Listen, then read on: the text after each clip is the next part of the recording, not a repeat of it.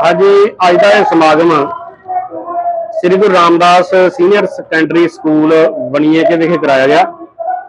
ये समागम चौथे पातशाह सोढ़ी सुल्तान धन धन साहिब श्री गुरु रामदास महाराज जी के मुबारक प्रकाश दिहाड़े मुख रख के मनाया जाता है। इस स्कूल के प्रबंधक सरदार सुखवंत सिंह जी हर बारी बड़े उत्साह के नाल, बड़े प्रेम के नाल, बहुत ही लगन के नाल बच्चों के मापिया प्रेर के समागम में शामिल करते हैं। इस बार भी बड़े उत्साह के नाल इन्होंने ये समागम करवाया जो अभी चल रहा जी। ते इस समागम के भाई गुरप्रीत सिंह जी खालसा टीचर जथा, बीबी जसबीर कौर जी खालसा ढाडी जथा, दास गुरसेव सिंह पधरी, इन्होंने जत्थियां ने हाजरी भरी है जी। सुच्चा सिंह झंझोटी ये भी इस मौके संगत में पहुंचे है जी।